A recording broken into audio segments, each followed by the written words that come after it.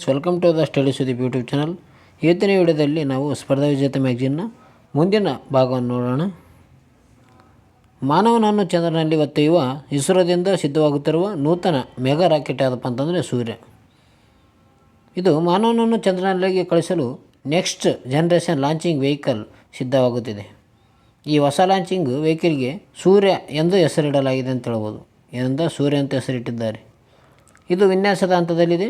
ದ್ರವ ರೂಪದ ಮೀಥೇನ್ ಮತ್ತು ಆಮ್ಲಜನಕ ಬಳಸುವ ಇಂಜಿನ್ ಆಗಿದೆ ಅಂತ ಹೇಳ್ಬೋದು. ಮಾನವ ಹೊತ್ತೊಯ್ಯುವ ಗಗನಯಾನ ಯೋಜನೆಗೆ ಇಸ್ರೋ ಬಳಸುತ್ತಿರುವ LV-M3. ಈ ಮಾನವ ಸಹಿತ ಗಗನಯಾನ ಯೋಜನೆಗೆ LV-M3 ವಾಹಕವನ್ನು ಬಳಸಲು ಉದ್ದೇಶಿಸಲಾಗಿದೆ ಅಂತ ಹೇಳ್ಬೋದು. ಅಂದರೆ LV-M3 ಬಳಸಿ ಮಾನವನನ್ನು ಚಂದ್ರನಿಗೆ ಹೊತ್ತೊಯ್ಯಲಾಗುವುದು.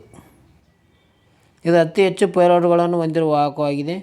GSLV ಮುಂದುವರಿದ ಆವೃತ್ತಿಯಾಗಿದೆ ಅಂತ ಹೇಳ್ಬೋದು. LV-M3 ಇದು ಇಸ್ರೋ ಅವರು ಅಭಿವೃದ್ಧಿಪಡಿಸಿದ್ದಾರೆ. LV-M3 ವಾಹನವು ಚಂದ್ರಯಾನ 3 ಯಶಸ್ವಿಯಾಗಿ ಪೂರೈಸಿದೆ. ಈ ವಾಹಕವು ಅತ್ಯಂತ ಭಾರವಾದ ಮತ್ತು ಶಕ್ತಿಶಾಲಿ ರಾಕೆಟ್ ಆಗಿದೆ. ಇದನ್ನು ಛೋಟಾ ಭೀಮ್ ಅಥವಾ ಬಾಹುಬಲಿ ಎಂದು ಕರೆಯುತ್ತಾರೆ. ಯಾವುದನ್ನು LV-M3 ಛೋಟಾ ಭೀಮ್ ಅಥವಾ ಬಾಹುಬಲಿ ಎಂದು ಕರೆಯುತ್ತಾರೆ. ಅದೇ ರೀತಿ ಮುಂದಿನ ಭಾಗ ನೋಡೋಣ. ಅದೇ ರೀತಿಯಾಗಿ 2028ರ ವೇಳೆಗೆ ಭಾರತೀಯ ರೋಬೋಟಿಕ್ ಸ್ಪೇಸ್ ನಿಲ್ದಾಣ ಸ್ಥಾಪನೆ. 2035ರ ಒಳಗೆ ಬಾಹ್ಯಾಕಾಶದಲ್ಲಿ ತನ್ನದೇ ಆದ ಬಾಹ್ಯಾಕಾಶ ನಿಲ್ದಾಣವನ್ನು ಹೊಂದಬೇಕೆನ್ನುವ ಮಹತ್ವಾಕಾಂಕ್ಷೆಯ ಈಡೇರಿಕೆಯನ್ನು ಮುಂದುವರಿಸಿದೆ ಇಸ್ರೋ. ಏನು ಮಾಡಿದೆ, ಈ ಬಾಹ್ಯಾಕಾಶದಲ್ಲಿ ತನ್ನದೇ ಆದ ಬಾಹ್ಯಾಕಾಶ ನಿಲ್ದಾಣವನ್ನು ಹೊಂದಬೇಕಂತ ಪ್ಲ್ಯಾನ್ ಹಾಕಿದೆ ಅಂತ ಹೇಳ್ಬೋದು. ಮುಂದಿನ 4 ವರ್ಷದೊಳಗಾಗಿ ರೋಬೋಟಿಕ್ ಬಾಹ್ಯಾಕಾಶ ನಿಲ್ದಾಣವನ್ನು ಸ್ಥಾಪಿಸಲು ಈಗ ಸದ್ಯಕ್ಕೆ ರೋಬೋಟಿಕ್ ಕೇಂದ್ರವನ್ನು ವಿನ್ಯಾಸಗೊಳಿಸಲಾಗುತ್ತಿದೆ. 2028ರ ವೇಳೆಗೆ ಮೊದಲ ಹಂತ ಪೂರ್ಣಗೊಳ್ಳಲಿದೆ ಅಂತ ಹೇಳ್ಬೋದು. ಇದನ್ನು LV-M3 ರಾಕೆಟ್ ಹೊತ್ತೊಯ್ಯಲಿದೆ. ಆರಂಭದಲ್ಲಿ ಬಾಹ್ಯಾಕಾಶ ಕೇಂದ್ರವು ಕೇವಲ ರೋಬೋಟಿಕ್ ಚಟುವಟಿಕೆಗಳನ್ನು ಮಾತ್ರವೇ ನಿರ್ವಹಿಸಲಿದೆ. ಪ್ರಸ್ತುತವಾಗಿ ಅಮೆರಿಕದ ನಾಸಾದ ಬಾಹ್ಯಾಕಾಶದ ಸ್ಥಾಪಿತವಾಗಿರುವ ಅಂತಾರಾಷ್ಟ್ರೀಯ ಬಾಹ್ಯಾಕಾಶ ನಿಲ್ದಾಣ ಇಂಟರ್ನ್ಯಾಷನಲ್ ಸ್ಪೇಸ್ ಸ್ಟೇಷನ್ ಅನ್ನು ವಿಸರ್ಜಿತಗೊಳ್ಳಲಿದೆ ಅಂತ ಹೇಳ್ಬೋದು. ನಾಸಾದ ಅಂತಾರಾಷ್ಟ್ರೀಯ ಬಾಹ್ಯಾಕಾಶ ನಿಲ್ದಾಣ ರೋಬೋನಾಟ್ 2 ಇದೆ. ಅದೇ ರೀತಿಯಾಗಿ ಸೂರ್ಯನ ಚಿತ್ರ ಕ್ಲಿಕ್ಕಿಸಿದ ಆದಿತ್ಯ L1 ನೌಕೆ. ಬಾಹ್ಯಾಕಾಶದಲ್ಲಿ ಸಂಶೋಧನೆ ಸಂಸ್ಥೆ ಅಂದರೆ ಇಸ್ರೋ ಸಂಸ್ಥೆ ಇತ್ತೀಚೆಗೆ ದೂರ ಸಂವೇದಿ ಸಾಧನಗಳನ್ನು ಸೂರ್ಯನಲ್ಲಿ ಇತ್ತೀಚೆಗೆ ಸಂಭವಿಸಿದ ಸೌರ ಮಾರುತಗಳ ಉಗ್ರ ಸ್ವರೂಪವನ್ನು ಇತ್ತೀಚೆಗೆ ಆದಿತ್ಯ L1 ಸೆರೆ ಹಿಡಿದಿದೆ ಅಂತ ಹೇಳ್ಬೋದು. 2023 September 2ರಂದು Aditya L1 PSLV C-57 ಮೂಲಕ ಶ್ರೀಹರಿಕೋಟದಿಂದ ಸತೀಶ್ ಧವನ್ ಬಾಹ್ಯಾಕಾಶದಿಂದ ಉಡಾವಣೆ ಮಾಡಲಾಗಿತ್ತು. ಭಾರತ ಪ್ರಥಮ ಸೌರ ಮಿಷನ್ ಆದಿತ್ಯ L1 ಉಡಾಯಿಸಿದ 127 ದಿನಗಳ ನಂತರ ಇದು ಇತ್ತೀಚೆಗೆ ಲಾಂಗ್ ರೇಂಜ್ ಪಾಯಿಂಟನ್ನು 2024 ಜನವರಿ 6ರಂದು ತಲುಪಿತ್ತು. ಇದನ್ನು LV-N ತಲುಪುತ್ತದೆ ಅಂತ ಹೇಳ್ಬೋದು.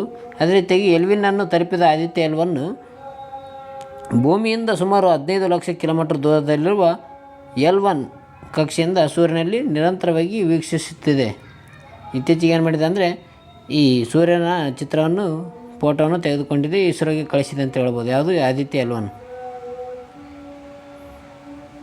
ಈ ಆದಿತ್ಯದಲ್ಲಿರುವ ಸೋಲಾರ್ ವೈಲೆಟ್ ಇಮೇಜಿಂಗ್ ಟೆಲಿಸ್ಕೋಪ್ ಇದು ಫೋಟೋಗ್ರಫಿಯನ್ನು ಮಾಡಿದೆ. SUIT ಅಂತ ಹೇಳ್ಬೋದು. ಮುಂದೆ ನೋಡೋಣ. ಕ್ಷಿಪಣಿ ವೇಗ ಹೆಚ್ಚಿಸಬಲ್ಲ ಅಭ್ಯಾಸ ಪರೀಕ್ಷೆ ಯಶಸ್ವಿಯಾಗಿ ನಡೆದಿದೆ. ಬೆಂಗಳೂರಿನ DRDO ಏರೋನಾಟಿಕಲ್ ಡೆವಲಪ್ಮೆಂಟ್ ಎಸ್ಟಾಬ್ಲಿಷ್ಮೆಂಟ್ ಪ್ರಯೋಗಾಲಯದ ಅಭಿವೃದ್ಧಿಪಡಿಸಲಾಗಿರುವ ಆಗಸದಲ್ಲಿ ಕ್ಷಿಪಣಿಗಳ ವೇಗವನ್ನು ಹೆಚ್ಚಿಸಬಲ್ಲ ಅಭ್ಯಾಸ ಹೆಸರಿನ ಗುರಿಯ ಸರಣಿ ಪರೀಕ್ಷೆಯನ್ನು ಇತ್ತೀಚೆಗೆ ಒಡಿಶಾದ ಕರಾವಳಿ ಚಾಂಡಿಪುರದಲ್ಲಿನ ಇಂಟಿಗ್ರೇಟೆಡ್ ಟೆಸ್ಟ್ ರೇಂಜ್ನಲ್ಲಿ ಯಶಸ್ವಿಯಾಗಿ ಉಡಾಯಿಸಲಾಯಿತು. ಯಾವುದು ಅಭ್ಯಾಸ್, ಇದೊಂದು ಕ್ಷಿಪಣಿ ವೇಗ ಹೆಚ್ಚಿಸಬಲ್ಲ ಅಭ್ಯಾಸ ಪರೀಕ್ಷೆಯಾಗಿದೆ ಅಂತ ಹೇಳ್ಬೋದು. ಹೈ ಸ್ಪೀಡ್ ಎಕ್ಸೆಪೆಂಡಬಲ್ ಏರಿಯಲ್ ಟಾರ್ಗೆಟ್ ಅಂತ ಹೇಳ್ಬೋದು. ಹೈ ಸ್ಪೀಡ್ ಎಕ್ಸೆಪೆಂಡಬಲ್ ಏರಿಯಾ ಟಾರ್ಗೆಟ್ ಅಭ್ಯಾಸ್ ಇದು ಸತತ 6 ಅಭಿವೃದ್ಧಿ ಪ್ರಯೋಗಗಳನ್ನು ಯಶಸ್ವಿಯಾಗಿ ಪೂರ್ಣಗೊಳಿಸಿದೆ. ಇದು ಪ್ರಾಯೋಗಿಕವಾಗಿ ಅಭಿವೃದ್ಧಿಪಡಿಸಲಾದ ಅಭ್ಯಾಸ ಹೆಸರಿನ ಸ್ಪೀಡ್ ಬ್ಲೂಸ್ಟರ್ 2 ಸರಣಿಯ ಪರೀಕ್ಷೆಯನ್ನು 30 ನಿಮಿಷಗಳ ಅಂತರದಲ್ಲಿ ಬ್ಯಾಕ್ ಟು ಬ್ಯಾಕ್ ಆಡಿಯೋ ನಡೆಸಿದೆ ಅಂತ ಹೇಳ್ಬೋದು. ಅಂದರೆ ಒಂದರ ನಂತರ ಒಂದನ್ನು ಇದು ಅಭ್ಯಾಸವನ್ನು ಯಶಸ್ವಿಯಾಗಿ ಉಡಾಯಿಸಲಾಗಿದೆ ಅಂತ ಹೇಳ್ಬೋದು. ಅಭ್ಯಾಸ ವಿಶೇಷತೆಗಳು ಏನಪ್ಪ ಅಂತಂದರೆ ರೇಡಾರ್ ವ್ಯವಸ್ಥೆಗೆ ಹಾಗೂ ಇನ್ಫ್ರಾರೆಡ್ ಮತ್ತು ಸಿದ್ಧತೆ ಅಂತ ನಿಖರವಾಗುತ್ತದೆ ಸಾಗುವ ವ್ಯವಸ್ಥೆಯನ್ನು ಅಭ್ಯಾಸ ಹೊಂದಿದೆ. ಈ ಹೊಸ ವ್ಯವಸ್ಥೆಯಲ್ಲಿ ಆಟೋ ಪೈಲಟ್ ಮೋಡ್ ಅಳವಡಿಸಲಾಗಿದೆ. ಜೊತೆಗೆ ಸ್ವಯಂಚಾಲಿತ ಹಾರಾಟ ನಡೆಸುವ ಸಾಮರ್ಥ್ಯವನ್ನು ಕೂಡ ಇದು ಅಭ್ಯಾಸ ಹೊಂದಿದೆ ಅಂತ ಹೇಳ್ಬೋದು. ಹಾರಾಟದಲ್ಲಿ ನಂತರದ ವಿಶ್ಲೇಷಣೆಗಾಗಿ ಇದು ಹಾರಾಟದ ಸಮಯದಲ್ಲಿ ಡೇಟಾವನ್ನು ಕೂಡ ದಾಖಲಿಸುವ ವೈಶಿಷ್ಟ್ಯತೆಯನ್ನು ಈ ಅಭ್ಯಾಸ ರಾಕೆಟ್ ಹೊಂದಿದೆ. ಅಭಿವೃದ್ಧಿಪಡಿಸಿದವರು DRDOನ ಏರೋನಾಟಿಕಲ್ ಡೆವಲಪ್ಮೆಂಟ್ ಎಸ್ಟಾಬ್ಲಿಷ್ಮೆಂಟ್ ಬೆಂಗಳೂರಿನವರು ವಿನ್ಯಾಸಗೊಳಿಸಿದ್ದಾರೆ. ಇದು ಹಿಂದೂಸ್ತಾನ್ ಏರೋನಾಟಿಕ್ಸ್ ಲಿಮಿಟೆಡ್ HAL ಮತ್ತು ಲಾರ್ಸನ್ ಮತ್ತು ಟ್ರೋಬೋ L&T ರವರು ಇದನ್ನು ಅಭಿವೃದ್ಧಿಪಡಿಸಿದ್ದಾರೆ ಅಂತ ಹೇಳ್ಬೋದು. ಅದೇ ರೀತಿ ಮುಂದೆ ನೋಡೋದಾದರೆ ಖಾಸಗಿ ಗಗನಯಾನ ಸೇರಾ ಮತ್ತು ಬ್ಲೂ ಆರಿಜಿನ್ನಲ್ಲಿ ಭಾರತೀಯರಿಗೆ ಅವಕಾಶ. ಅಮೆರಿಕ ಮೂಲದ ಖಾಸಗಿ ಬಾಹ್ಯಾಕಾಶ ಸಂಶೋಧನಾ ಸಂಸ್ಥೆಯಾದ ಸೇರಾ ಮತ್ತು ಬ್ಲೂ ಆರಿಜಿನ್ ಸಂಸ್ಥೆಗಳು ತಮ್ಮ ಮುಂದಿನ ಬಾಹ್ಯಾಕಾಶಯಾನ ಯೋಜನೆಯಲ್ಲಿ ಭಾರತೀಯರಿಗೆ ಅವಕಾಶ ಕಲ್ಪಿಸುವುದಾಗಿ ಇತ್ತೀಚೆಗೆ ಘೋಷಣೆಯನ್ನು ನೀಡಿವೆ. ಅವು ಸೇರಾ ಮತ್ತು ಬ್ಲೂ ಆರಿಜಿನ್. ಬಾಹ್ಯಾಕಾಶಯಾನಕ್ಕೆ ಎಲ್ಲರಿಗೂ ಅವಕಾಶ ಕಲ್ಪಿಸುವುದು ದೃಷ್ಟಿಯಿಂದ ಇದುವರೆಗೂ ಗಗನಯಾತ್ರೆ ಕೈಗೊಳ್ಳದ ಅಥವಾ ಅತಿ ಕಡಿಮೆ ಜನರನ್ನು ಈ ಬಾಹ್ಯಾಕಾಶಕ್ಕೆ ಕಳಿಸಿದೆ ಇದು. ಅದೇ ರೀತಿಯಾಗಿ ಇತ್ತೀಚೆಗೆ ಏನು ಮಾಡಿದೆ ಅಂದರೆ ಭಾರತೀಯರಿಗೂ ಕೂಡ ಅವಕಾಶವನ್ನು ನೀಡಿದೆ ಸೇರಾ ಸಂಸ್ಥೆ ಮತ್ತು ಬ್ಲೂ ಆರಿಜಿನ್ ಸಂಸ್ಥೆಗಳು ಅಂತ ಹೇಳ್ಬೋದು. ಅದೇ ರೀತಿ ಮುಂದೆ ನೋಡೋದಾದರೆ ಭೂತಾನ್ನಲ್ಲಿ green hydro power plant Adani group ಸ್ಥಾಪನೆ ಮಾಡಿದೆ. ಎಲ್ಲಿ? ಭೂತಾನ್ನಲ್ಲಿ. ಇತ್ತೀಚೆಗೆ ಏನು ಮಾಡಿದೆ ಅಂದರೆ ಭಾರತ ದೇಶದಲ್ಲೇ ಮಾತ್ರವಲ್ಲದೆ ವಿದೇಶದಲ್ಲೂ ಅದಾನಿ ಗ್ರೂಪ್ ನಿರಂತರವಾಗಿ ದೊಡ್ಡ ವ್ಯವಹಾರಗಳನ್ನು ನಡೆಸುತ್ತಿದೆ. ಅದಾನಿ ಸಮೂಹದ ಅಧ್ಯಕ್ಷ ಗೌತಮ್ ಅದಾನಿ ಭೂತಾನ್ನಲ್ಲಿ 570 ಮೆಗಾವ್ಯಾಟ್ ಗ್ರೀನ್ ಹೈಡ್ರೋ ಪವರ್ ಪ್ಲ್ಯಾಂಟನ್ನು ನಿರ್ಮಿಸುವ ಒಪ್ಪಂದಕ್ಕೆ ಇತ್ತೀಚೆಗೆ ಸಹಿ ಹಾಕಿದ್ದಾರೆ ಅಂತ ಹೇಳ್ಬೋದು. ಯಾರು? ಅದಾನಿಯವರು. ಎಲ್ಲಿ? ಭೂತಾನ್ನಲ್ಲಿ. 4 ಜಲವಿದ್ಯುತ್ ಸ್ಥಾವರಗಳು ಕಾರ್ಯನಿರ್ವಹಿಸ್ತಿವೆ ಭೂತಾನ್ನಲ್ಲಿ. ಈಗ ಯಾವ್ಯಾವಪ್ಪ ಅಂತಂದರೆ ತಾಲ, ಚುಕ್ಕ, ಮಡ್ಗೆಚ್ಚು ಮತ್ತು ಕುರಿಚ್ಚು ಇವು 4 ಜಲವಿದ್ಯುತ್ ಸ್ಥಾವರಗಳು ಭೂತಾನ್ನಲ್ಲಿ ಕಾರ್ಯನಿರ್ವಹಿಸ್ತಿದೆ ಅಂತ ಹೇಳ್ಬೋದು. ಅದೇ ರೀತಿಯಾಗಿ ದೇಶದ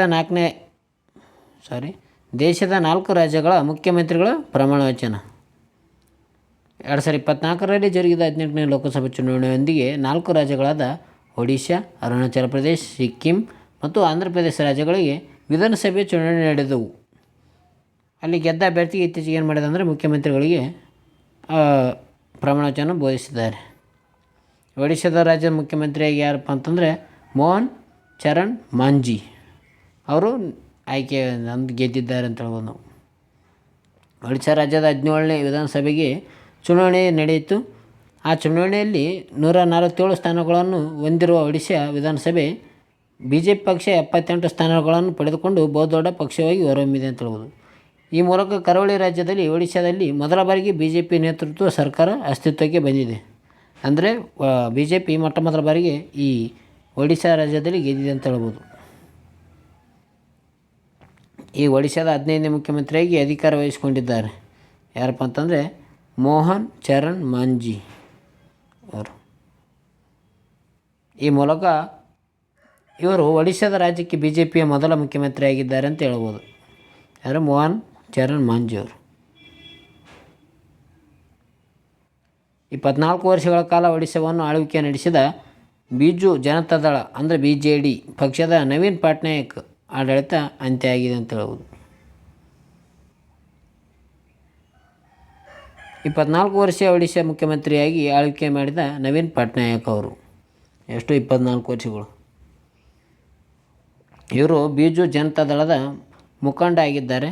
ಇವರು ನವೀನ್ ಪಟ್ನಾಯಕ್ ಅವರು ಒಡಿಶಾದ 14ನೇ ಮುಖ್ಯಮಂತ್ರಿಯಾಗಿ 2000ರಿಂದ 2024ವರೆಗೆ ಸುಮಾರು 24 ವರ್ಷಗಳ ಕಾಲ ಆಳ್ವಿಕೆ ನಡೆಸಿಕೊಂಡು ಬಂದಿದ್ದಾರೆ ಅಂತ ಹೇಳ್ಬೋದು. ಆವಾಗ 2000ರಿಂದ 2024ವರೆಗೆ 24 ವರ್ಷ ಇವರೇ ಆಳ್ವಿಕೆ ಮಾಡ್ತಿದ್ದಾರೆ ಒಡಿಶಾದಲ್ಲಿ. ಈ ಮೂಲಕ ಇವರು ದೀರ್ಘಾವಧಿ ಮುಖ್ಯಮಂತ್ರಿಗಳಲ್ಲಿ 2ನೇ ಮುಖ್ಯಮಂತ್ರಿ ಎಂಬ ದಾಖಲೆಯನ್ನು ಹೊಂದಿದ್ದಾರೆ. ಸಿಕ್ಕಿಂನ ಪವನ್ ಚಾಮ್ಲಿಂಗ್ ಪವನ್ ಚಾಮ್ಲಿಂಗ್ರವರು 1994ರಿಂದ 2019ರವರೆಗೆ 24 ವರ್ಷ 165 ದಿನಗಳು ಸಿಕ್ಕಿಂನ ಮುಖ್ಯಮಂತ್ರಿಯಾಗಿ ಕಾರ್ಯನಿರ್ವಹಿಸಿ ದೇಶದಲ್ಲೇ ದೀರ್ಘಾವಧಿ ಮುಖ್ಯಮಂತ್ರಿ ಅನ್ನುವ ಹೆಗ್ಗಳಿಕೆಗೆ ಪಾತ್ರರಾಗಿದ್ದಾರೆ. ಅವರು ಸಿಕ್ಕಿಂನ ಚಾಮ್ಲಿಂಗ್. ಅದೇ ರೀತಿಯಾಗಿ 1977ರಿಂದ 2000ರವರೆಗೆ ಪಶ್ಚಿಮ ಬಂಗಾಳವನ್ನು 23 ವರ್ಷ 135 ದಿನ ಮುಖ್ಯಮಂತ್ರಿಯಾಗಿ ಆಳ್ವಿಕೆ ಮಾಡಿದ ಜ್ಯೋತಿ ಬಸು ಅವರು 3ನೇ ಸ್ಥಾನದಲ್ಲಿದ್ದಾರೆ. ಮೊದಲನೇ ಸ್ಥಾನದಲ್ಲಿ ಸಿಕ್ಕಿಂನ ಪವನ್ ಚಾಮ್ಲಿಂಗ್ ಅವರಿದ್ದಾರೆ. 2ನೇ ಸ್ಥಾನದಲ್ಲಿ ನವೀನ್ ಪಟ್ನಾಯಕ್, 3ನೇ ಸ್ಥಾನದಲ್ಲಿ ಜ್ಯೋತಿ ಬಸು ಅತಿ ಹೆಚ್ಚು ಮುಖ್ಯಮಂತ್ರಿ ಆದವರು. ಮುಂದೆ ನೋಡೋಣ. ಅರುಣಾಚಲ ಪ್ರದೇಶ ರಾಜ್ಯಕ್ಕೆ ಸತತ 3ನೇ ಬಾರಿಗೆ ಮುಖ್ಯಮಂತ್ರಿ ಯಾರಪ್ಪ ಅಂತಂದರೆ ಪೇಮಾ ಖಂಡು. ಅಧಿಕಾರ ಸ್ವೀಕಾರ. ಸೂರ್ಯ ಉದಯಿಸುವ ನಾಡು ಎಂದೇ ಖ್ಯಾತಿಯಾಗಿದೆ ಅರುಣಾಚಲ ಪ್ರದೇಶ. ಆ ರಾಜ್ಯ ವಿಧಾನಸಭೆಯಲ್ಲಿ ಒಟ್ಟು 60 ಸ್ಥಾನಗಳಿವೆ. 46 ಸ್ಥಾನಗಳು ಈಗ BJP ಗೆದ್ದು ಈ ಪೇಮಾ ಖಂಡು ಅವರು ಅಧಿಕಾರ ಸ್ವೀಕರಿಸಿದ್ದಾರೆ ಅಂತ ಹೇಳ್ಬೋದು. ಅದೇ ರೀತಿಯಾಗಿ ಭಾರತ ಸಂವಿಧಾನದ 371(h)(a) ವಿಧಿಯು ಈ ಅರುಣಾಚಲ ಪ್ರದೇಶಕ್ಕೆ ಸಂಬಂಧಿಸಿದೆ. ಈ ವಿಧಾನವೇ ಅರುಣಾಚಲ ಪ್ರದೇಶದ ರಾಜ್ಯದಲ್ಲಿ ಕಾನೂನು ಮತ್ತು ಸುವ್ಯವಸ್ಥೆಗೆ ಸಂಬಂಧಿಸಿದಂತೆ ಅರುಣಾಚಲ ಪ್ರದೇಶದ ರಾಜ್ಯಪಾಲರಿಗೆ ವಿಶೇಷ ಜವಾಬ್ದಾರಿಯನ್ನು ಒದಗಿಸಲಾಗಿದೆ. ರಾಜ್ಯಪಾಲರು ಅದಕ್ಕೆ ಸಂಬಂಧಪಟ್ಟಂತೆ ತಮ್ಮ ಪ್ರಕಾರಗಳನ್ನು ನಿರ್ವಹಿಸುವಲ್ಲಿ ಮಂತ್ರಿಮಂಡಲದೊಂದಿಗೆ ಸಮಾಲೋಚಿಸಿ ತರುವಾಯ ತೆಗೆದುಕೊಳ್ಳಬೇಕಾದ ಕ್ರಮಗಳ ಬಗ್ಗೆ ತನ್ನ ವೈಯಕ್ತಿಕ ತೀರ್ಮಾನಗಳು ತೆಗೆದುಕೊಳ್ಳಬಹುದು.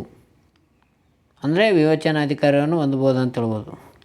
371(h)(b) ಇದು ಅರುಣಾಚಲ ಪ್ರದೇಶದ ವಿಧಾನಸಭೆಯು 30ಕ್ಕಿಂತಲೂ ಕಡಿಮೆ ಇಲ್ಲದಷ್ಟು ಸದಸ್ಯರನ್ನು ಹೊಂದಿರಬೇಕೆಂದು ಹೇಳುತ್ತದೆ. HB 371(h)(b). ಮುಂದೆ ನೋಡೋದಾದರೆ ಸಿಕ್ಕಿಂನ ಮುಖ್ಯಮಂತ್ರಿಗಳಾಗಿ ಪ್ರೇಮ್ ಸಿಂಗ್ ತಮಾಂಗ್ ಇಂಪಾರ್ಟೆಂಟ್ ಮುಖ್ಯಮಂತ್ರಿ. ಸಿಕ್ಕಿಂನ ವಿಧಾನಸಭೆಯಲ್ಲಿ ಒಟ್ಟು 32 ಸ್ಥಾನಗಳಿವೆ.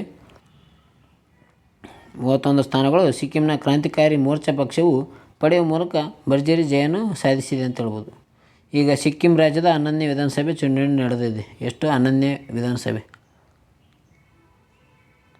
ಈ ಪ್ರೇಮ್ ಸಿಂಗ್ ತಮಾಂಗ್ ಅವರು 2ನೇ ಅವಧಿಗೆ ಸಿಕ್ಕಿಂನ ಮುಖ್ಯಮಂತ್ರಿಗಳಾಗಿದ್ದಾರೆ ಅಂತ ಹೇಳ್ಬೋದು. ಇವರು 2019ರಿಂದಲೂ ಸಿಕ್ಕಿಂನ 6ನೇ ಮುಖ್ಯಮಂತ್ರಿಯಾಗಿ ಕಾರ್ಯನಿರ್ವಹಿಸಿದ್ದಾರೆ. ಇದು ಇವರ 2ನೇ ಅವಧಿಯಾಗಿದೆ. ಸಿಕ್ಕಿಂ ರಾಜ್ಯವು ದೇಶದಲ್ಲಿ ಅತಿ ಕಡಿಮೆ ಜನಸಂಖ್ಯೆಯನ್ನು ಹೊಂದಿರುವ ರಾಜ್ಯ ಆಗಿದೆ. ದೇಶದ ವಿಧಾನಸಭೆಯಲ್ಲೂ ಅತಿ ಕಡಿಮೆ ವಿಧಾನಸಭೆ ಸ್ಥಾನಗಳನ್ನು ಹೊಂದಿರುವ ರಾಜ್ಯವಾಗಿದೆ ಅಂತ ಹೇಳ್ಬೋದು. ಸಿಕ್ಕಿಂ ವಿಧಾನಸಭೆ ಒಟ್ಟು 32 ಸ್ಥಾನಗಳನ್ನು ಹೊಂದಿದೆ. ಈ 32 ಸ್ಥಾನಗಳು ಒಂದು ವಿಧಾನಸಭೆ ಕ್ಷೇತ್ರವನ್ನು ಬುದ್ಧಿಸ್ಟ್ ಮೊನಾಸ್ಟಿಕ್ ಸಮುದಾಯ ಪಡೆದುಕೊಂಡಿದೆ, ಮೀಸಲಾಗಿಟ್ಟಲಾಗಿದೆ ಇದಕ್ಕೆ.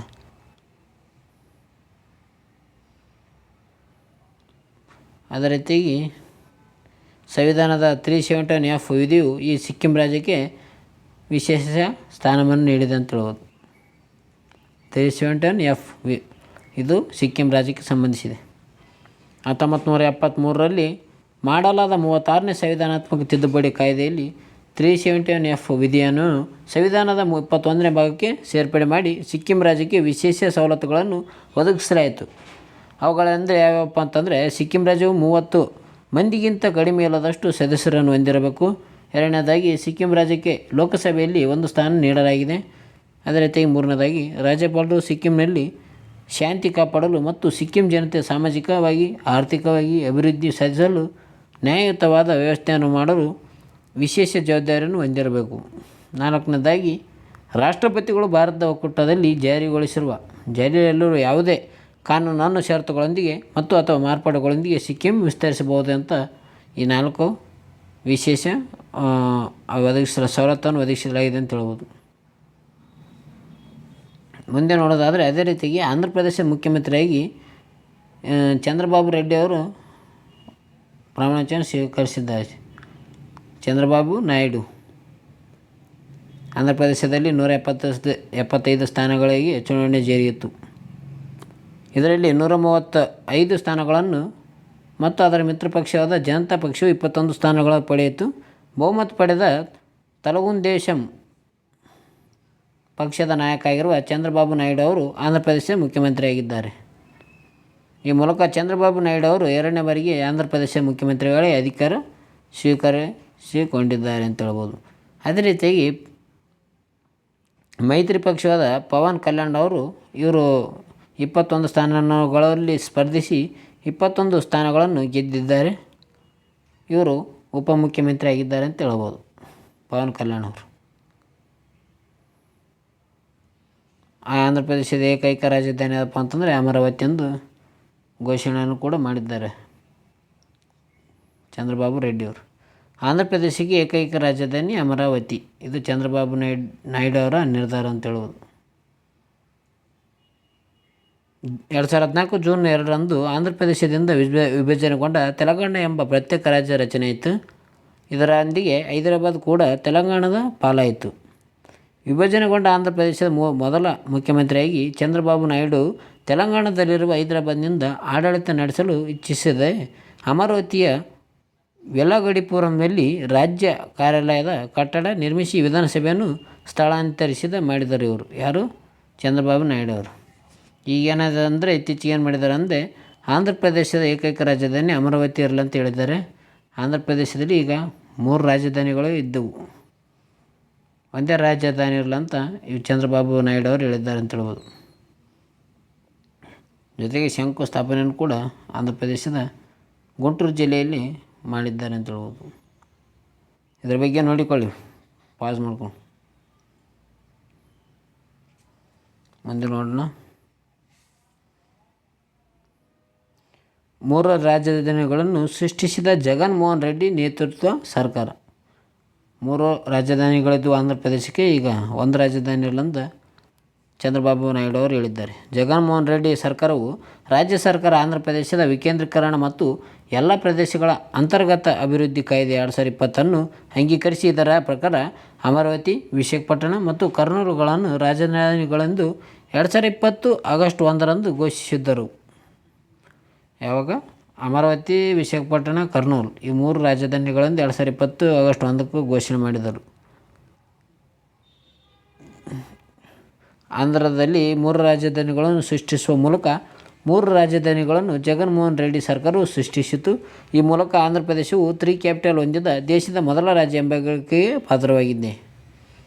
3 ರಾಜಧಾನಿಗಳು ಹೊಂದಿರುವ ರಾಜ್ಯ ಯಾವುದಪ್ಪ ಅಂತಂದರೆ ಅದೇ ಆಂಧ್ರ ಪ್ರದೇಶ. ವಿಶಾಖಪಟ್ಟಣ ಇದು ಕಾರ್ಯನಿರ್ವಾಹಕ ರಾಜಧಾನಿಯಾಗಿದೆ. ಅಮರಾವತಿ ಇದು ಶಾಸಕಾಂಗ ರಾಜಧಾನಿಯಾಗಿದೆ. ಈ ಕರ್ನೂಲು ನ್ಯಾಯಾಂಗ ರಾಜಧಾನಿಯಾಗಿದೆ ಅಂತ ಹೇಳ್ಬೋದು.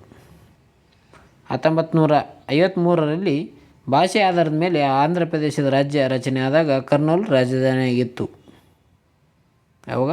ಭಾಷೆ ಆಧಾರದ ಮೇಲೆ 1953ರಲ್ಲಿ ಭಾಷೆ ಆಧಾರದ ಮೇಲೆ ಆಂಧ್ರ ಪ್ರದೇಶ ರಚನೆ ಆದಾಗ ಈ ಕರ್ನೂಲು ಆಂಧ್ರ ಪ್ರದೇಶದ ರಾಜಧಾನಿಯಾಗಿರುತ್ತದೆ. ಅದೇ ರೀತಿಯಾಗಿ ಈ ಹೈಕೋರ್ಟ್ನ ಮೆಟ್ಟಿಲು ಕೂಡ ಏರಿದ್ದಾವೆ ಈ ರಾಜಧಾನಿಗಳು ವಿವಾದವು.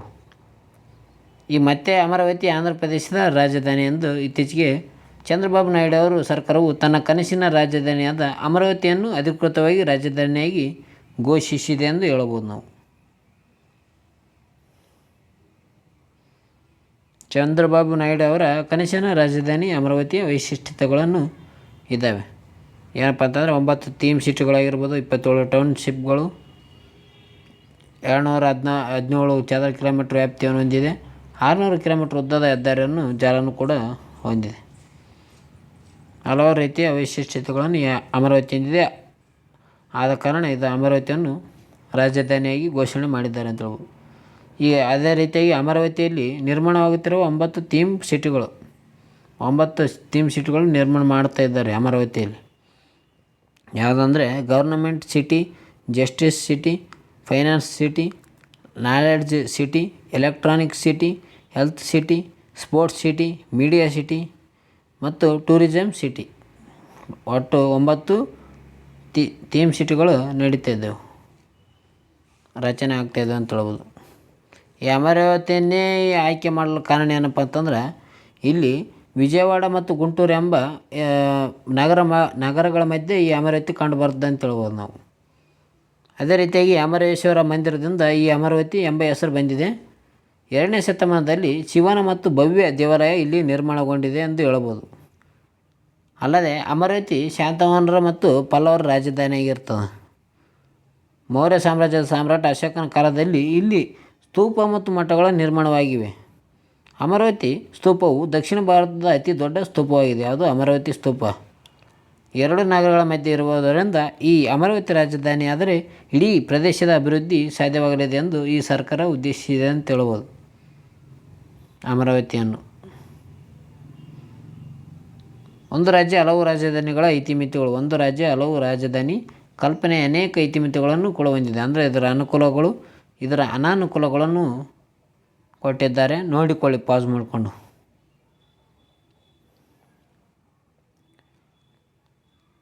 ಬಹು ರಾಜಧಾನಿ ಪರಿಕಲ್ಪನೆ ಕೈಬಿಡಲು ಕಾರಣ ಏನಪ್ಪ ಅಂತಂದರೆ ವಿಶ್ವ ಬ್ಯಾಂಕ್, ಏಷ್ಯನ್ ಮೂಲಸೌಕರ್ಯ ಹೂಡಿಕೆ ಬ್ಯಾಂಕ್ ತಮ್ಮ ಹಣಕಾಸು ನೀಡುವಿಕೆಯನ್ನು ರದ್ದುಗೊಳಿಸಿವೆ.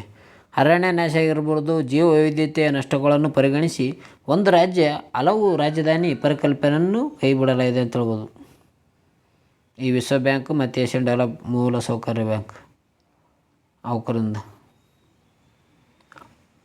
ಅದೇ ರೀತಿಯಾಗಿ ಭಾರತ ದೇಶದ ಹಲವು ರಾಜ್ಯಗಳು ಆಡಳಿತದಲ್ಲಿ ಬೇರೆ ನಗರಗಳ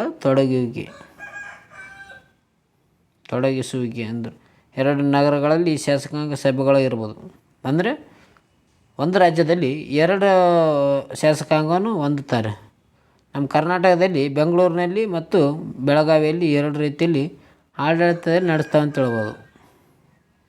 ಅದೇ ರೀತಿ ಮಹಾರಾಷ್ಟ್ರದಲ್ಲಿ ಮುಂಬೈ, ನಾಗ್ಪುರ್ನಲ್ಲಿ ನಡೀತದೆ. ಹಿಮಾಚಲ ಪ್ರದೇಶದಲ್ಲಿ ಶಿಮ್ಲಾ ಮತ್ತು ಧರ್ಮಶಾಲಾದಲ್ಲಿ ಶಾಸಕಾಂಗದ ಆಡಳಿತವನ್ನು ನಡೆಸ್ತಾರೆ ಅಂತ ಹೇಳ್ಬೋದು. ಅದೇ ರೀತಿ ಎರಡು ನಗರಗಳಲ್ಲಿ ಆಡಳಿತ ಶಾಖೆಗಳನ್ನು ಕೊಟ್ಟಿದ್ದಾರೆ, ನೋಡಿಕೊಳ್ಳಿ. ಭಾರತ ರಾಷ್ಟ್ರಪತಿಗಳಿಂದ ಸಂಸತ್ತನ್ನು ಉದ್ದೇಶಿಸಿ ಭಾಷಣವನ್ನು ಮಾಡಿದ್ದಾರೆ. ಅವರಿಗೆ ಸಂವಿಧಾನದ 87ನೇ 1ನೇ ವಿಧಿಯ ಪ್ರಕಾರ ಲೋಕಸಭೆ ಪ್ರತಿಯೊಂದು ಸಾರ್ವಜನಿಕ ಚುನಾವಣೆ ಜರುಗಿದ ನಂತರ ಮೊದಲ ಅಧಿವೇಶನದ ಪ್ರಾರಂಭದಲ್ಲಿ ಒಟ್ಟಾಗಿ ಸಭೆ ಸೇರುವ ಉಭಯ ಸದನಗಳನ್ನು ಉದ್ದೇಶಿಸಿ ರಾಷ್ಟ್ರಪತಿಯವರು ಭಾಷಣ ಮಾಡಬೇಕಾಗಿದೆ.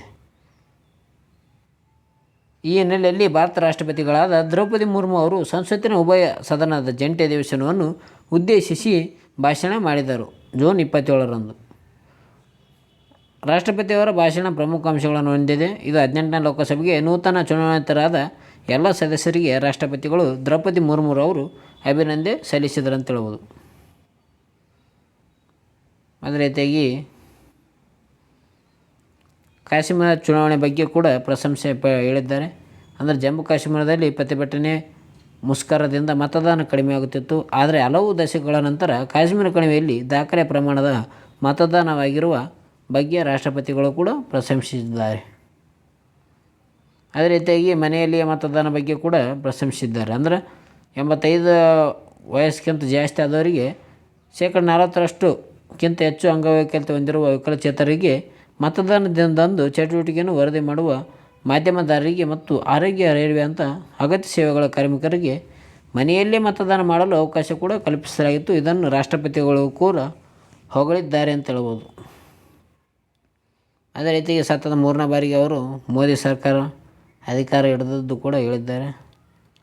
ಭಾರತದ ಆರ್ಥಿಕತೆ ಬಗ್ಗೆ ಕೂಡ ಹೇಳಿದ್ದಾರೆ. ಅಂದರೆ 5ನೇ ಅತಿ ದೊಡ್ಡ ಆರ್ಥಿಕತೆಯಾಗಿ ಬೆಳೆಯಲಿದೆ. ಅದೇ ರೀತಿಯಾಗಿ PLI ಯೋಜನೆಗಳ ಕೊಡುಗೆ ಬಗ್ಗೆ ಕೂಡ ಮಾಹಿತಿಯನ್ನು ನೀಡಿದ್ದಾರೆ. PLI ಯೋಜನೆ ಮತ್ತು ಸುಲಭವಾಗಿ ಉದ್ಯಮ ವ್ಯವಹಾರಗಳನ್ನು ನಡೆಸಲು ಹೂಡಿಕೆ ಉದ್ಯೋಗಾವಕಾಶಗಳನ್ನು ದೊಡ್ಡ ಪ್ರಮಾಣದಲ್ಲಿ ಹೆಚ್ಚಿಸಲು ಕೊಡುಗೆ ನೀಡಿದೆ. ಸಾಂಪ್ರದಾಯಿಕ ವಲಯ ಜೊತೆಗೆ ಉದಯೋನ್ಮುಖ ವಲಯಗಳಿಗೆ ಕಾರ್ಯಾಚರಣೆ ಮಾದರಿ ಉತ್ತೇಜನ ನೀಡುತ್ತಿದೆ ಅಂತ ಹೇಳ್ಬೋದು.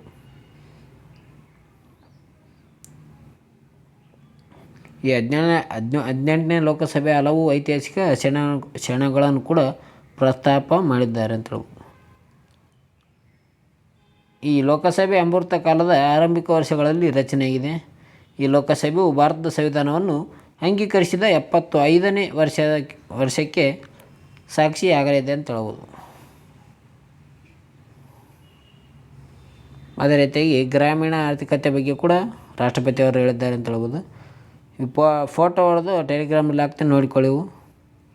ಪ್ರಧಾನಮಂತ್ರಿ ಕಿಸಾನ್ ಸಮ್ಮಾನ್ ನಿಧಿ ಪ್ರಸ್ತಾಪವನ್ನು ಮಾಡಿದ್ದಾರೆ. ಅಂದರೆ ರೈತರಿಗೆ ವೆಚ್ಚಗಳನ್ನು ಪೂರೈಸಲು ಪ್ರಧಾನಮಂತ್ರಿ ಕಿಸಾನ್ ಸಮ್ಮಾನ್ ನಿಧಿ ಅಡಿಯಲ್ಲಿ 3,20,000 ಕೋಟಿ ರೂಪಾಯಿಗಳಿಗಿಂತ ಹೆಚ್ಚು ಹಣವನ್ನು ವಿತರಿಸಲಾಗಿದೆ.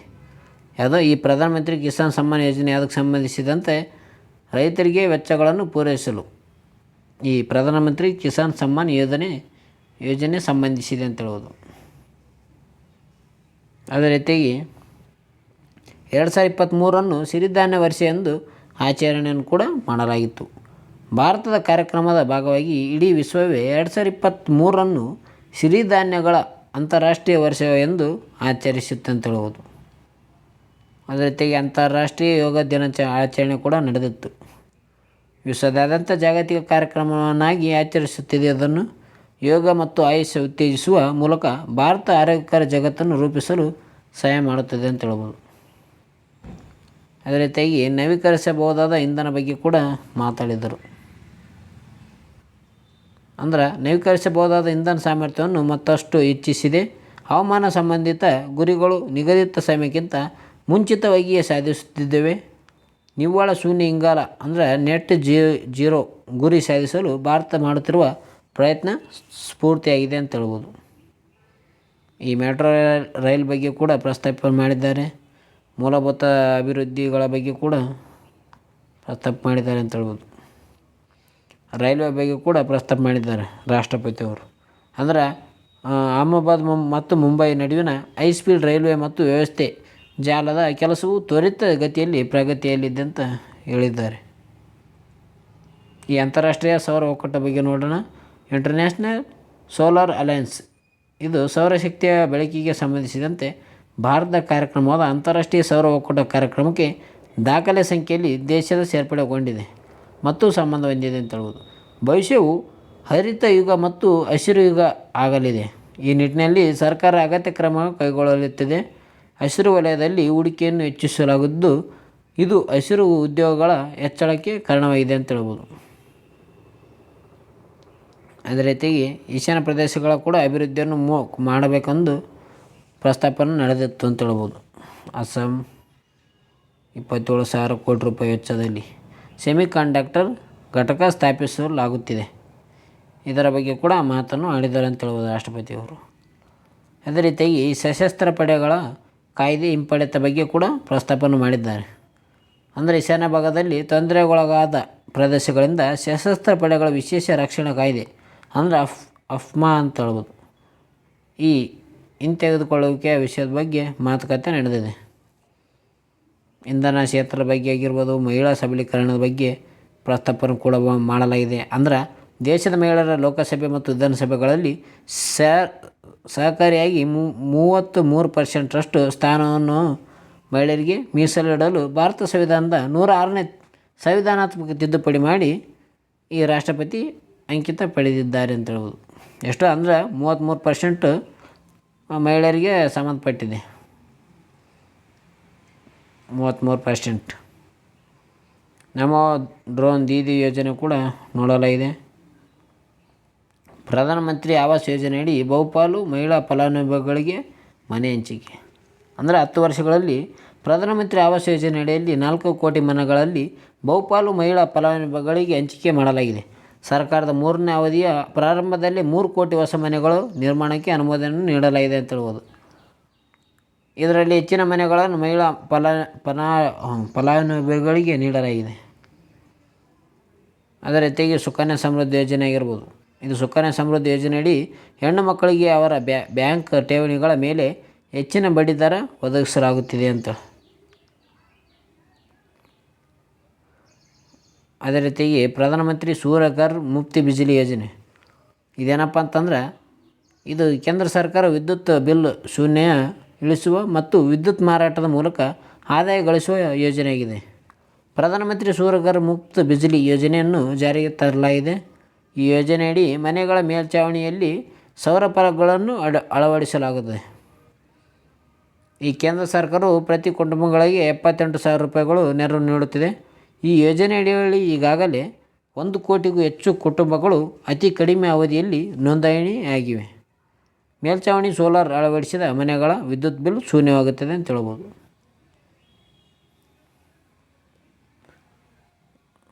ಅದೇ ರೀತಿಯಾಗಿ ವಿಕಸಿತ ಭಾರತದ 4 ಆಧಾರ ಸ್ತಂಭಗಳಿಗೆ ಹೆಚ್ಚಿದ ಆದ್ಯತೆ. ಬಡತನದಿಂದ ಹೊರಗೆ ತರುವ ಸರ್ಕಾರದ ಯೋಜನೆಗಳು ಕೂಡ ನಡೆದಿದೆ. 25 ಕೋಟಿ ಭಾರತೀಯರನ್ನು ಬಡತನದಿಂದ ಹೊರಗೆ ತರಲು ಸರ್ಕಾರ ಯೋಜನೆಯನ್ನು ಪರಿಪೂರ್ಣವಾಗಿ ವಿಧಾನಸಭೆಯಲ್ಲಿ ಅನುಷ್ಠಾನಗೊಳಿಸಲಾಗಿದೆ ಅಂತ ಹೇಳ್ಬೋದು. ಕಳೆದ ವರ್ಷಗಳಲ್ಲಿ 10 ವರ್ಷಗಳಲ್ಲಿ ಕೊನೆಯ ಮೈಲಿ ಅಥವಾ ಅನಂತ ದೂರದ ಸೌಲಭ್ಯ ವಂಚಿತರಿಗೆ ಸವಲತ್ತು ವಿತರಣೆಯ ಮೇಲೆ ಗಮನ ಕೇಂದ್ರೀಕರಿಸುವುದರಿಂದ ಈ ವರ್ಗಗಳ ಜೀವನ ಮಟ್ಟವನ್ನು ಬದಲಿಸಲಿದೆ. ವಿಶೇಷವಾಗಿ ಬುಡಕಟ್ಟು ಸಮುದಾಯಗಳಲ್ಲಿ ಬದಲಾವಣೆ ಹೆಚ್ಚು ಸೃಷ್ಟಿಗೆ ಕಾಣಬಹುದು ನಾವು. PM ಜನ್ಮನ್ ಯೋಜನೆ. ಇದು 24,000 ಕೋಟಿ ರೂಪಾಯಿಗಿಂತ ಹೆಚ್ಚಿನ ಅನುದಾನ ಹೊಂದಿರುವ PM ಜನ್ಮನ್ ನಂಥ ಯೋಜನೆಯು ನಿರ್ದಿಷ್ಟ ಹಿಂದುಳಿದ ಬುಡಕಟ್ಟು ಸಮುದಾಯಗಳ ಅಭಿವೃದ್ಧಿಗೆ ಸಾಧನವಾಗಿದೆ ಅಂತ ಹೇಳ್ಬೋದು. ಅದು PM ಜನ್ಮನ್ ಯೋಜನೆ. ಇದಕ್ಕೆ ಹಿಂದುಳಿದ ಬುಡಕಟ್ಟು ಸಮುದಾಯಗಳಿಗೆ ಸಂಬಂಧಿಸಿದೆ. PM Janman. PM Suraj portal. ಇದು ಜೀವನೋಪಾಯದ ಅವಕಾಶಗಳನ್ನು ಲಭ್ಯವಾಗುವಂತೆ ಮಾಡಲು ಸರ್ಕಾರವು PM ಸೂರಜ್ ಪೋರ್ಟಲ್ ಮೂಲಕ ಹಿಂದುಳಿದ ಗುಂಪುಗಳಿಗೆ ಸುಲಭ ಒದಗಿಸೋದಾಗಿದೆ ಅಂತ ಹೇಳ್ಬೋದು. ಇದು ಕೂಡ ಹಿಂದುಳಿದ ವರ್ಗಗಳಿಗೆ ಸೌಲಭ್ಯ ಒದಗಿಸೋದ್ರ ಬಗ್ಗೆ ಈ PM ಸೂರಜ್ ಪೋರ್ಟಲ್ ಸಂಬಂಧಿಸಿದೆ. ಪ್ರಧಾನಮಂತ್ರಿ ದಿವ್ಯಾಸ್ಯ ಕೇಂದ್ರ ಸರ್ಕಾರ ದಿವ್ಯಾಂಗ ಸಹೋದರರ ಮತ್ತು ಸಹೋದರಿಗಾಗಿ ಕೈಗೆಟುಕುವ ಸ್ಥಳೀಯ ಸಹಕಾರ ಸಾಧನಗಳನ್ನು ಅಭಿವೃದ್ಧಿಪಡಿಸುತ್ತಿದೆ. ಪ್ರಧಾನಮಂತ್ರಿ ದಿವ್ಯಾಸ್ಯ ಕೇಂದ್ರಗಳನ್ನು ದೇಶದ ಎಲ್ಲ ಭಾಗಗಳಿಗೂ ವಿಸ್ತರಿಸಲಾಗುತ್ತದೆ ಅಂತ ಹೇಳ್ಬೋದು. ಕಾರ್ಮಿಕರ ಸಾಮಾಜಿಕ ಭದ್ರತೆ ಆಗಿರ್ಬೋದು. ಅದೇ ರೀತಿಯಾಗಿ PM ಸ್ವನಿಧಿಯ ವ್ಯಾಪ್ತಿ ವಿಸ್ತರಣೆ ಕೂಡ ಮಾಡಲಾಗಿದೆ. ಅಂದರೆ ಇದು ಗ್ರಾಮೀಣ ಮತ್ತು ಅರೆ ನಗರ ಪ್ರದೇಶಗಳಲ್ಲಿ ಬೀದಿ ಬದಿ ವ್ಯಾಪಾರಿಗಳನ್ನು ಸಹ PM ಸ್ವನಿಧಿ ವ್ಯಾಪಾರಿಗೆ ತರಲಾಗುವುದು. PM ಸ್ವನಿಧಿ. ಬ್ಯಾಂಕಿಂಗ್ ಕೂಡ ಸುಧಾರಣೆಯನ್ನು ಮಾಡಲಾಗಿದೆ. ಅಂದರೆ 10 ವರ್ಷಗಳಲ್ಲಿ ಬ್ಯಾಂಕಿಂಗ್ ಕ್ಷೇತ್ರದಲ್ಲಿ ಕುಸಿಯದಂತೆ ಉಳಿಸಲು ಸರ್ಕಾರ ಬ್ಯಾಂಕಿಂಗ್ ಕ್ಷೇತ್ರದಲ್ಲಿ ಸುಧಾರಣೆ ತರುತ್ತಿದೆ ಅಂತ ಹೇಳ್ಬೋದು. ಅದೇ ರೀತಿಯಾಗಿ ಪ್ರಧಾನಮಂತ್ರಿ ಗರೀಬ್ ಕಲ್ಯಾಣ ಅನ್ನ ಯೋಜನೆ. ಇದಕ್ಕೆ ಸಂಬಂಧಿಸಿರೋದು ಇದೇನಪ್ಪ ಅಂತಂದರೆ, ಕೊರೋನಾ ಟೈಮ್ನಲ್ಲಿ ಸಾಂಕ್ರಾಮಿಕ ಸಂಕಷ್ಟಿಯ ಸಮಯದಲ್ಲಿ ಸರ್ಕಾರ 80 ಕೋಟಿ ಜನರಿಗೆ ಉಚಿತ ಪಡಿತರ ಒದಗಿಸಲು ಪ್ರಧಾನಮಂತ್ರಿ ಗರೀಬ್ ಕಲ್ಯಾಣ ಅನ್ನ ಯೋಜನೆಯನ್ನು ಪ್ರಾರಂಭಿಸಿತು. ಬಡತನದಿಂದ ಹೊರಬಂದ ಕುಟುಂಬಗಳು ಮತ್ತು ಬಡತನಕ್ಕೆ ಜಾರಿದಂತೆ ಈ ಯೋಜನೆ ಲಾಭ ನೀಡಲಾಗಿದೆ ಅಂತ ಹೇಳ್ಬೋದು. ಸ್ವಚ್ಛ ಭಾರತ್ ಮಿಷನ್. ಇದು ಭಾರತದ ಸ್ವಚ್ಛ ಭಾರತ್ ಮಿಷನ್ ಬಡವರ ಘನತೆ ಮತ್ತು ಅವರ ಆರೋಗ್ಯವನ್ನು ರಾಷ್ಟ್ರೀಯ ಮಹತ್ವದ ವಿಷಯವನ್ನಾಗಿ ಮಾಡಿದೆ. ದೇಶದ ಕೋಟ್ಯಾಂತರ ಬಡವರಿಗೆ ಮೊದಲ ಬಾರಿಗೆ ಶೌಚಾಲಯ ನಿರ್ಮಿಸಲಾಗಿದೆ. ಈ ಪ್ರಯತ್ನಗಳಿಂದ ಇಂದು ರಾಷ್ಟ್ರವು ಮಹಾತ್ಮ ಗಾಂಧೀಜಿಯವರ ಆದರ್ಶಗಳನ್ನು ನಿಜವಾದ ಮನೋಭಾವದಲ್ಲಿ ಅನುಸರಿಸುತ್ತಿದೆ ಎಂದು ವಿಶ್ವಾಸ ನೀಡುತ್ತಿದೆ. ಆಯುಷ್ಮಾನ್ ಭಾರತ್ ಯೋಜನೆ.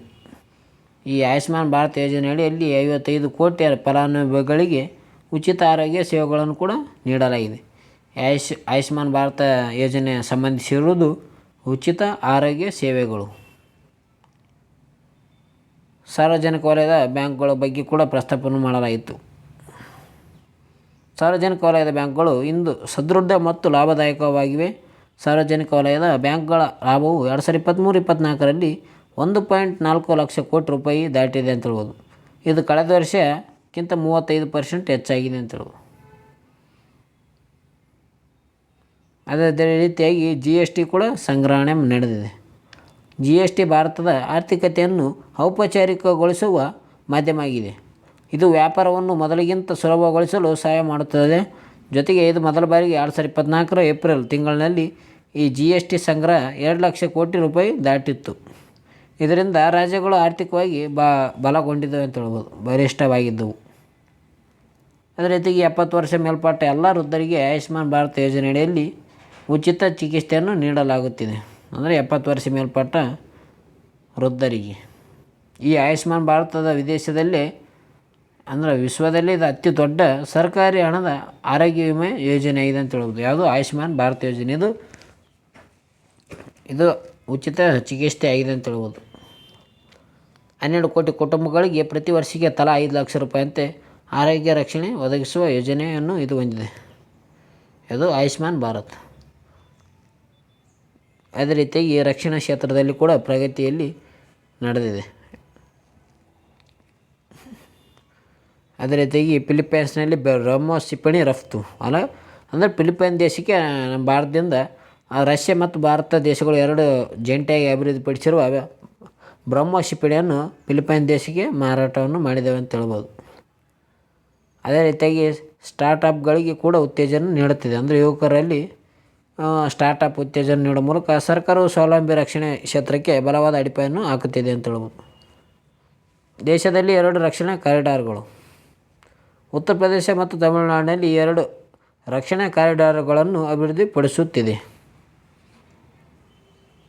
1 ಸರಣಿ 1 ಪಿಂಚಣಿ ಅಂದರೆ ಸೈನಿಕರಿಗೆ 1 ಸರಣಿ 1 ಪಿಂಚಣಿ ಜಾರಿ ತಂದಿದ್ದು, ಇದರಡಿಯಲ್ಲಿ 1,20,000 ಕೋಟಿ ರೂಪಾಯಿಗಳು ವಿತರಣೆ ಮಾಡಲಾಗಿದೆ. ರಕ್ಷಣಾ ಸಾಮಗ್ರಿಗಳ ಸ್ವದೇಶಿ ನಿರ್ಮಾಣಕ್ಕೆ ಆದ್ಯತೆ, ಆಮದು ಕಡಿತ. ಅಂದರೆ ಸ್ವದೇಶಿ ಅಂದರೆ ನಮ್ಮ ದೇಶದಲ್ಲೇ ರಕ್ಷಣಾ ಸಾಮಗ್ರಿಗಳನ್ನು ಅಭಿವೃದ್ಧಿಪಡಿಸುವುದಾಗಿದೆ ಅಂತ ಹೇಳ್ಬೋದು. ಈ ರಕ್ಷಣಾ ಪಡೆಗಳು 500ಕ್ಕೂ ಹೆಚ್ಚು ರಕ್ಷಣಾ ವಸ್ತುಗಳನ್ನು ಆಮದು ಮಾಡಿಕೊಂಡಿರುವುದು ನಿರ್ಧರಿಸಿವೆ ಅಂತ ಹೇಳ್ಬೋದು. ಎಲ್ಲ ಶಸ್ತ್ರಾಸ್ತ್ರ ಮತ್ತು ರಕ್ಷಣಾ ಸಂಬಂಧಿತ ಉಪಕರಣಗಳನ್ನು ಭಾರತೀಯ ಕಂಪನಿಗಳಿಂದ ಮಾತ್ರ ಖರೀದಿಸಲಾಗುತ್ತಿದೆ.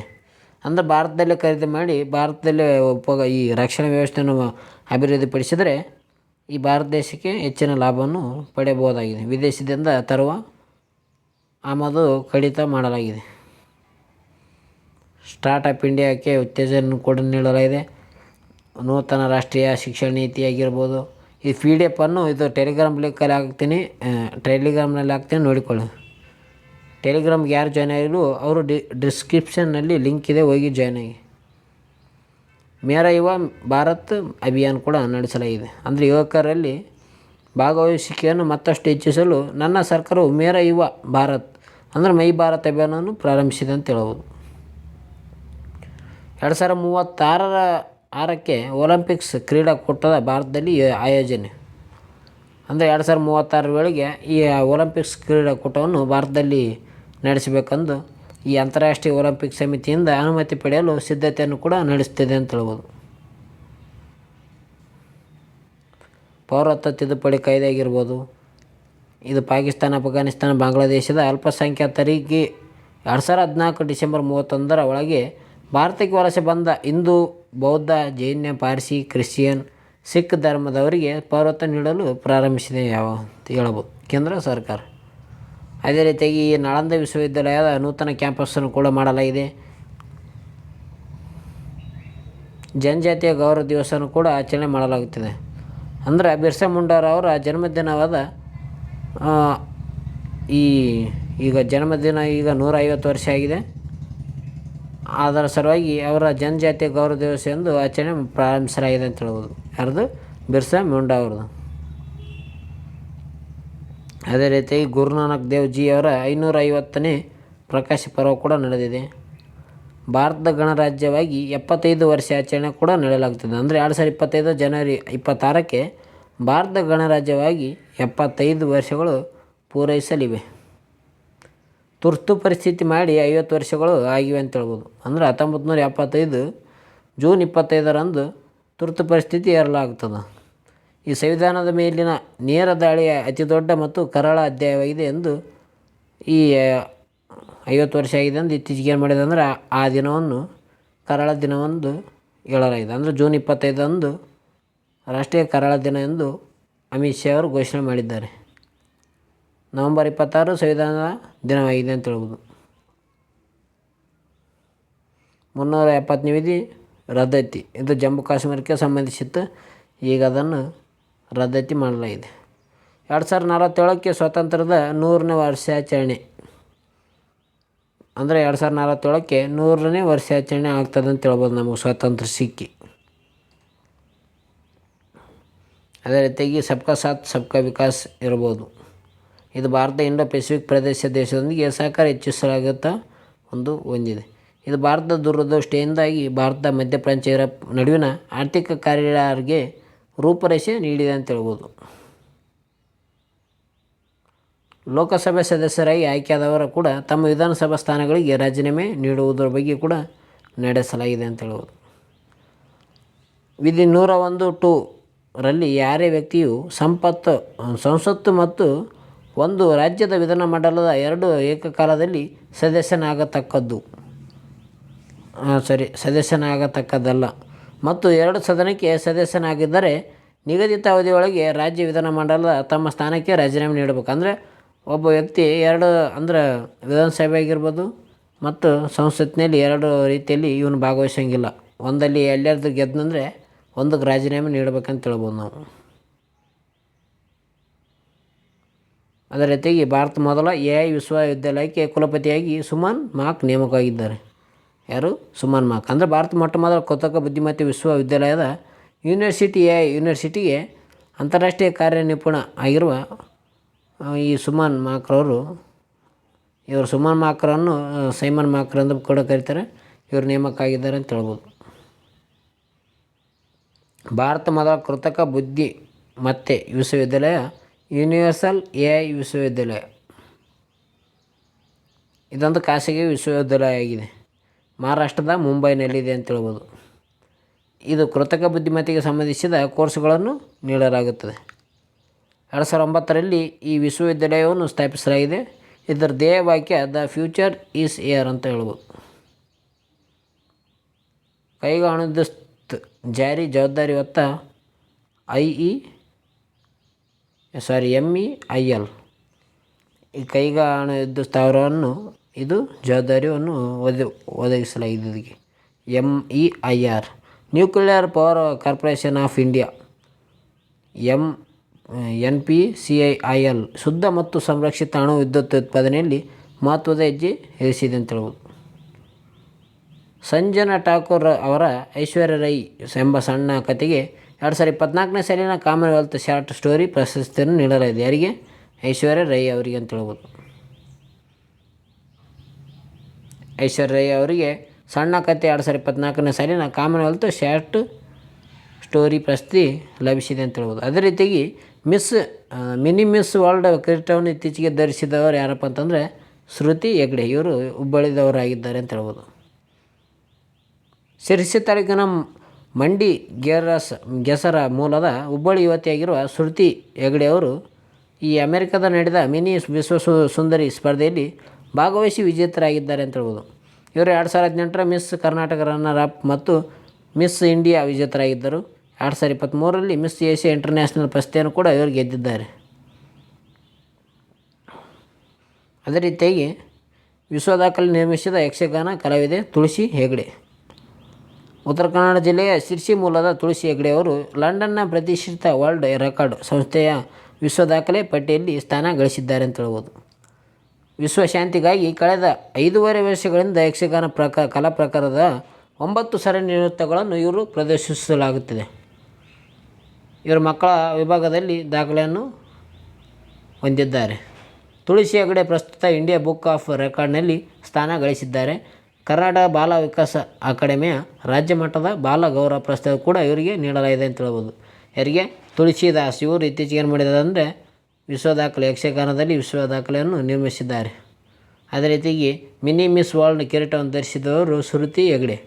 ಓಕೆ ಫ್ರೆಂಡ್ಸ್, ನಿಮಗೇನಾದರೂ ಈ ವಿಡಿಯೋ ಇಷ್ಟಾದರೆ ಲೈಕ್ ಮಾಡಿ, ಶೇರ್ ಮಾಡಿ, ಸಬ್ಸ್ಕ್ರೈಬ್ ಮಾಡಿ.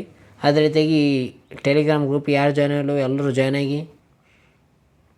ಇದೇನೋ ಲಾಂಗ್ ಟೈಮ್ ಆಯ್ತು ಅನಿಸ್ತದ. ನಿಮಗೆ ಇನ್ನೊಂದು ಸಲ ನೋಡ್ಕೊಳ್ಳಿ, 2x ಸ್ಪೀಡ್ನಲ್ಲಿಟ್ಟು ಇನ್ನೊಂದು ಸಲ ನೋಡ್ಕೊಳ್ಳಿ. ಅದೇ ರೀತಿಯಾಗಿ ಇನ್ನೂ ವೀಡಿಯೋ ನೋಡಲಿಲ್ಲ, ಇನ್ನೂ ಮಾರ್ಚ್ ಏಪ್ರಿಲ್ ಮೇದು ವೀಡಿಯೋ ನೋಡಿದ್ದಾವೆ, ಅವು 2x ಸ್ಪೀಡಲ್ಲಿಟ್ಟು ನೋಡ್ಕೊಂಬಿಡಿ. ಒಂದು ಸಲ ರಿವಿಷನ್ ಕೂಡ ಆಗುತ್ತೆ ನೋಡಿದ್ದನಂದರೆ. ಇವತ್ತಿನ ವೀಡಿಯೋ ಹಾಕಿನಂದ್ರೆ ಇವತ್ತೇ ನೋಡ್ಕೊಳ್ಳಿ ನೀವು. ಓಕೆ, ಎಲ್ಲರಿಗೂ ಫ್ರೆಂಡ್ಸ್ ಬಾಯ್. ಕಾಮೆಂಟ್ ಮೂಲಕ ತಿಳಿಸಿ ವಿಡಿಯೋ ಹೇಗಿತ್ತಂತ. ಎಲ್ಲರಿಗೂ ಬಾಯ್ ಫ್ರೆಂಡ್ಸ್.